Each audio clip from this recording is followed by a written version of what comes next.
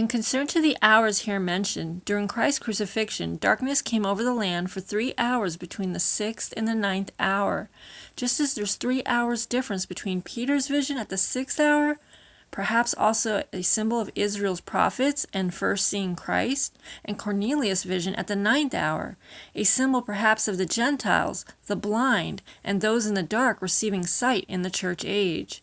Both the Jews and the Gentiles being followed by their own blindness and also famine. Israel's blindness seems to start before the daylight hours are fully spent, the sun setting, or that is to say, the time of Christ and his crucifixion. Nevertheless, the dimness shall not be such as was in her vexation. The people that walked in darkness have seen a great light. Upon them hath the light shined. Also, I must work the works of him that sent me while it is day. As long as I am in the world, I am the light of the world. Blindness happens in part unto Israel until the fullness of the Gentiles come in. A little while the light is with you. Walk while ye have the light, lest darkness come upon you. Peter also became hungry, or perhaps also a parable of the famine of the word to come.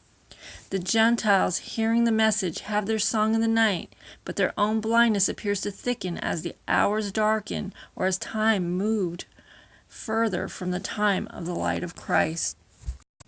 In Acts 5, there is also a husband and a wife slain 3 hours apart.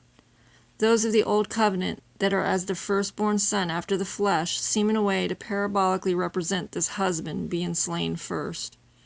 Then when the times of the Gentiles or the church bride age are fulfilled, then his wife is also slain. The true husband, the only begotten Son of God, Jesus, Yahushua the Christ, came from Israel after the flesh. But most of the firstborn in the flesh rejected him, being espoused rather to the dead letter and the old priesthood of men yet still. Also we see the bruising of the serpent's head and the forces that reign through the law. The wife of whoredoms in Hosea also first bore a son, and it is said at his birth, I will cause the kingdom to cease from the house of Israel. God does not dwell in buildings built by man, nor a carnal city. When Ananias, the husband in Acts, lied to the Spirit and kept back a part of the price of the land, he died. How did much of Israel after the flesh, at the time of Christ, lie and keep back a portion then resulting in death? Perhaps the lie is in that men could not keep the law they covenanted with and refused the covenant in the Spirit through Christ, preferring rather the earthly temple or kingdom, that is to say, an earthly inheritance. This would be as keeping back a part of the price of the land instead of redeeming it for the kingdom which is from above. The veil was torn, and the work of Christ was also completed at the 9th hour, the partition between man and God taken out of the way, and the Holy of Holies made available to all nations, as well as Israel, who were elect and would accept it at this time. And through the vision of Cornelius at the 9th hour, also this seems to manifest in the flesh, as the Gentiles are also ushered in. The Gentiles, at the end of times of the Gentiles or church age, age of the bride, is likened to the daughter born second to the wife of whoredoms, or also the wife who follows suit in agreeing to lie against the Spirit.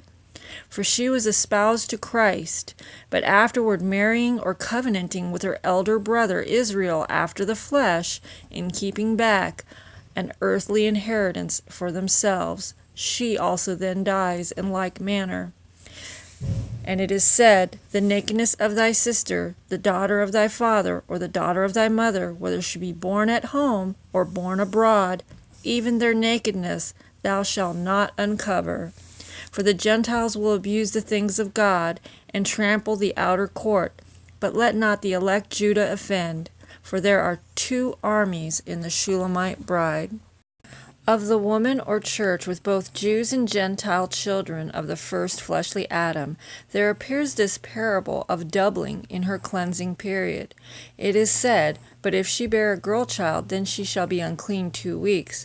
Perhaps a parable of the week of creation, plus 7,000 years from the fall of man to the millennial. She shall continue in the blood of her purifying 66 days. Note the Standard Bible 66 books. If a day with the Lord is as 1,000 years, this doubled is 2,000. Therefore 2 days would be near 4,000 years, or the time of Christ's redemption, and the first woman or church being revived. She would then have a third day form of first resurrection, probably near the 6,000 year point. This being amidst a Sabbath that started in Genesis, but it was interrupted by the fall of man. Its Sabbath is finally observed by the bride in the millennial, perhaps making both the first and second week completed for her at that time. Remnant Israel after the flesh would be born of both her and the second Adam, Christ. The third child mentioned in Hosea is male just as the first, because its origin is also Israel, or the holy root. For if the first fruit be holy, the lump is also holy. And if the root be holy, so are the branches. For if thou were cut out of an olive tree which is wild by nature, and were grafted contrary to nature into the good olive tree, how much more shall these, which be the natural branches, be grafted into their own olive tree? If a woman bore a man-child, then she shall be unclean 7 days, perhaps signifying that millennial. And on the 8th day the flesh of his foreskin shall be circumcised, perhaps the second resurrection, and a new heaven and a new earth after the millennial. And she shall then continue in the blood of her purifying 33 days, 33 perhaps for the morning of Christ. In Zechariah it says, And I will pour upon the house of David and upon the inhabitants of Jerusalem the spirit of grace and of supplications, and they shall look upon me whom they have pierced, and they shall mourn for him as one mourneth for his only son, and shall be in bitterness for him as one that is in bitterness for his firstborn. Remnant Israel's reviving or calling on Christ then would appear to be 2,000 years after Christ and 3,000 years, or after the millennial, to be literally resurrected. At midnight it is said, Behold, the bridegroom comes, go out to meet him. Jesus answered, Are there not 12 hours in the day? If any man walk in the day, he stumbleth not, because he seeth the light of this world. But if a man walk in the night, he stumbleth, because there is no light in him. These things said he, and after that he saith unto them, Our friend Lazarus sleepeth, but I go, that I may awake him out of sleep. Which of you shall have a friend, and shall go unto him at midnight, and say unto him, Friend, lend me 3 loaves? I say unto you, though he will not rise and give him, because he is his friend, yet because of his importunity he will rise and give him as many as he needeth. Noting the 3 loaves, and the 3 times the sheet descends. Noting also the Gentile vision at the 9th hour is 3 hours before midnight, the time of the bread of life or resurrection, where Christ will give to his friend. Moses was called his friend.